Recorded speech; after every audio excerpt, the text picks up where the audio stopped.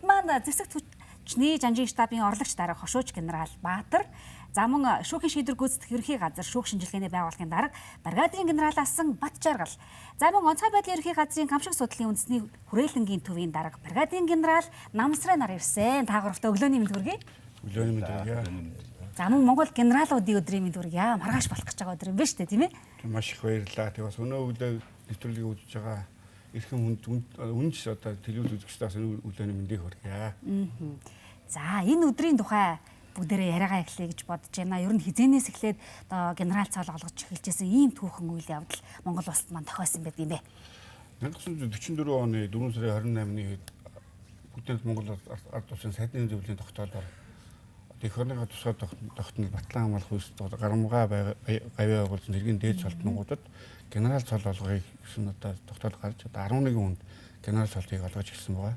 Энэ өдрөөс эхлүүлээд одоо генерал гэсэн эрхэм хүндэд Монгол улсын зөвлөгчсөн төрийн зэргийн байгууллагын одоо удирдлагыг удирдах байгаа одоо дагнаас тэрийн дагнаас олгож ирсэн. За 2004 оноос эхлээд Монгол генералын өдрийг аль биесээр тэмдэглэдэг болсон байгаа. Ингээ Монгол генералын өдрийг тэмдэглэснээс хойш аль биесээр одоо ингээ одоо 4 сарын 28-ны өдөр төрийн зэргийн болон хууль сахлахын байгууллагын одоо ажиллаж байсан, одоо ажиллаж байгаа одоо үе үеийнхаа генералуудынхаа одоо үүд хэргийг үргэлжлүүлэх одоо ард иргэд одоо хурцлах мэдээлэгдүүлэх энэ чиглэлийн хүрээнд хумгуулж байгаа. За өнөөдөр одоо Намсрай генерал, Бачгал генерал маань бид нар маань Монгол генерал төвийнхаа дарга одоо Басвал генералынхаа үүргээр одоо энд хүртэж өнөө өглөөний төсөвт оролцож байгаамаа. Хүслийн маань хүндэтгэж ирсэн та бүхэндээ бас дахин баярлалаа гэдгийг хэлье. Бачгал генералаас бас асуумаар байгаа. Ер нь бол генерал гэдэг цолыг бас хэн хүн авч чадахгүй тийм бас цол байж байгаа. Тэгэхээр генерал цолын талаар та бас тодорхойлвол. Генерал гэдэг цол бол товчоор хэлэхэд бол командлагч гэж авч үзэн.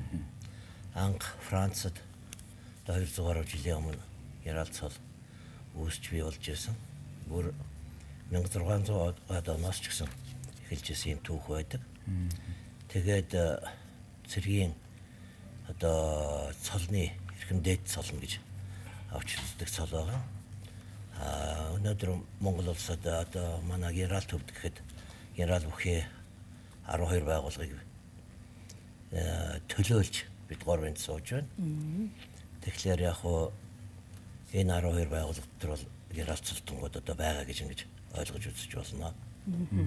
За та бүхэн маань хизээ генерал гэсэн цолнууд авч байсан бэ? Тэр төөхүүдээс хаваалцгаая. Танаас эхлэе тийм ээ? За баярлалаа. Би бол одоо бас Монголын одоо шинэ генералын нэг. Тэгтээ бас бүр шинэ биш 2024 онд генерал цолыг Монгол улсын ерөнхийлөгчөөс авч байсан. За онцгой байдлын байгууллагын баярын өдрөөр ганцаараа авч ирсэн сайхан тохиолдолтой. За тэгээд бас генерал цолыг одуулаа авах ганцаараа авах гэдэг бол ондоо юм билээ. Ягаад гэвэл их баг шүү тий. Тухайн үед бас надад хэлжсэн танд Монгол улсын ерөнхийлөгч ганцаараа хүндэтгэл үзүүлж цол өгч байна. Монгол улсын өвлөсөн левел айлт өгч зөвхөн танд тоглож байна гэдэг нэг үн зориулж тийм төрийн хүндэтгэл өгч маш сайхан байсан. Тэгээд бас энэ цол бол нэгдүгээрт мэдээж төрийн харийн нэрл хоёрдугаарт бас маш том хариуцлага золоо гэж үздэг.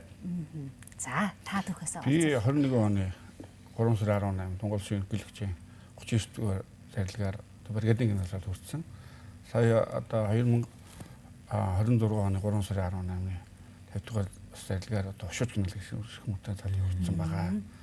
Одоо мэдээж одоо бахархдаг, одоо омгшдаг байдаг. За дээр нь одоо яг Монгол улсын дэвшигчийн нэгдсэн үндэсний байгууллагын ингийн сахилгын ажиллагаанд орсон генералуудын төлөөлөл нь одоо бий байгаа. Бид нар одоо 20 орчим одоо залуучууд маань одоо генерал цолтойд нэгдсэн үндэсний болон ингийн сахилгын ажиллагаанд өөрийгөө үүсгэсэн байна. Бас генералууд байдаг бас онцлог хэлмээр байгаа. Тийм шүү. За та сайхан түүхээс авалцгаая. За миний хувьд бол анх 1981 онд цэргийн албанд Хилийн цэргийн ангид очиж хилчин байлдагчаар албааж эхлэв. Дараа нь шүүхийн шийдвэр гүйцэтгэх байгууллага тухайн үед өмчлөлт бүрийн байгууллага. Тэгээд хууль зүйн үндэсний хүрээлэн шүүхийн шинжилгээний байгууллагуудаар ажиллаж ирсэн. За цолыг энэ эрхэм дээд цолыг 2008 онд хүртчихсэн. Бид гурав дотор арай жах эртэн би хүртсэн байгаамаа. Юу Намсрай генералын хувьд одоо яг энэ цэргийн одоо энэ салбартаа гэж ярих бах. Ер нь яг нийт хэдэн жил зүтгүү та. Тэгээд 2024 онд генерал цол авсан байл.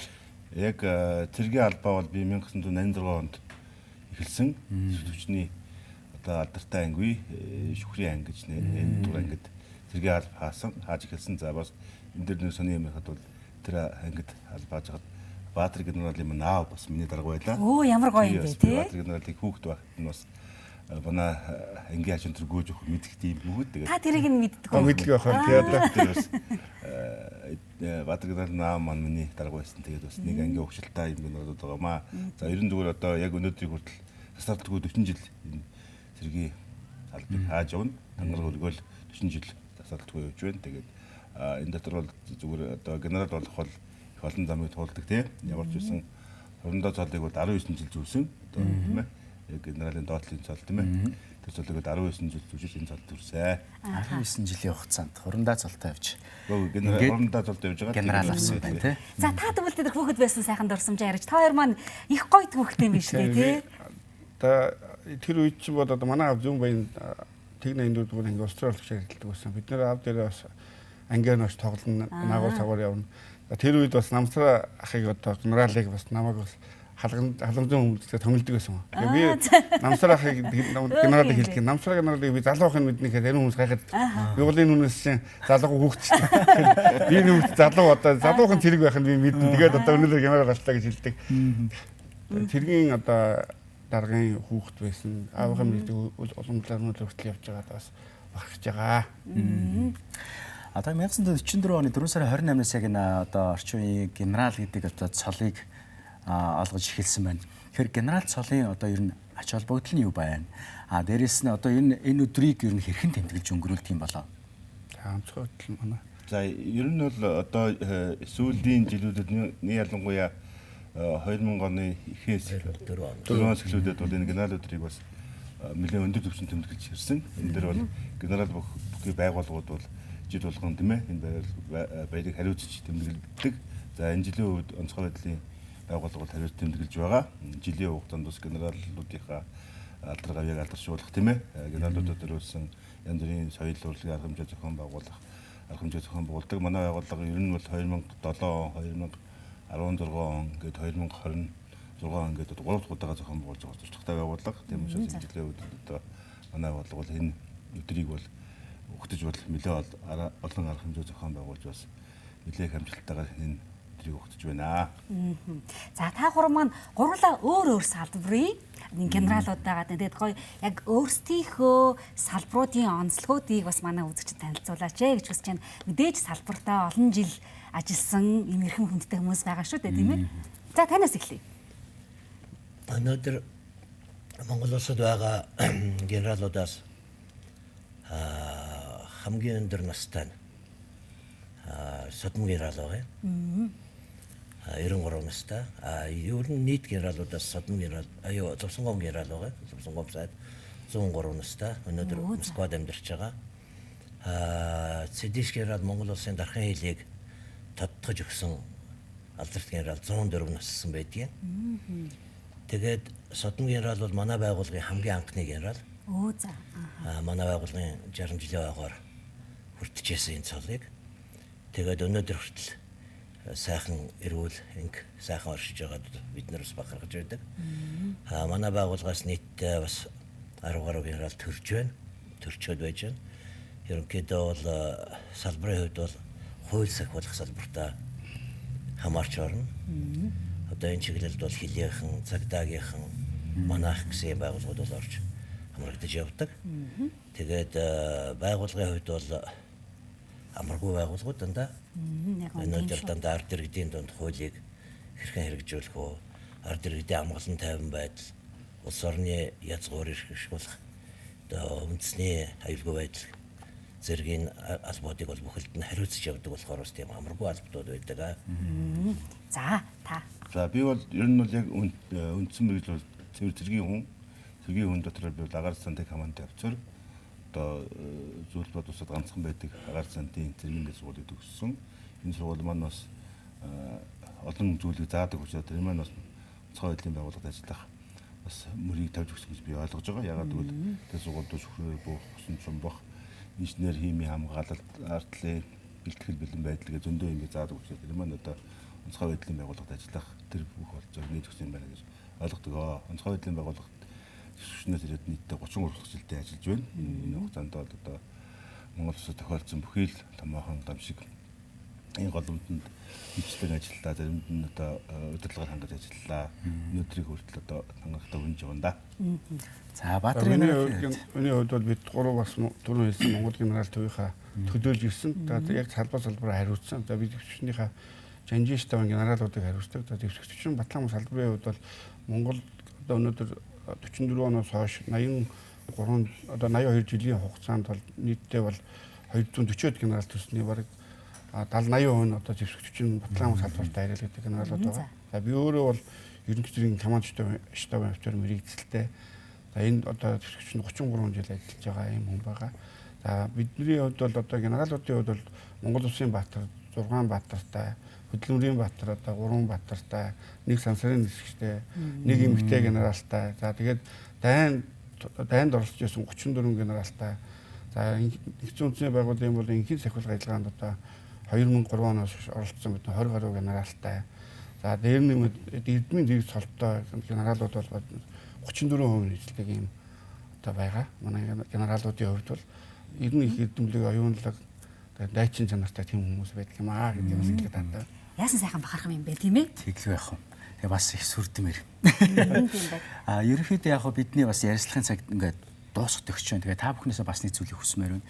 Одоо нийт энэ цэрэг цагдаа болон онцгой байдалд орж ирж байгаа шинэ залуу одоо хүчин зүтгэхээр орж ирж байгаа залуучуудаа Ирээдүйн генералуудаа тийм ээ. Балтич арманд генералын цол гэдэг шиг шинэ залуу одоо хүчин зүтгэж байгаа цэрэг цагдаа энэ залуучуудаа зориулж бас та бүхэн маань захиас хэлэх үг байвал бас хэлж өгөх боломжтой юу гэдэг. Бачрал генералаас эхлээд явах уу? Хүний амьдрал богино юм шиг боловч урт. Урт юм шиг боловч богино байдаг. Тэгэхээр цаг бол ерөөсөө байхгүй хүний амьдралд. Чөлөөт цаг гэж бол байхгүй. Тэгэхээр энэ цагийг бүрэн дүүрэн ашиглаж ерөөсөө нэг зорьсон зүйлдээ бол тойлбортой явж тэрэндээ эцсийнхэн зорилгод хүрэхийн төлөө явах хэрэгтэй.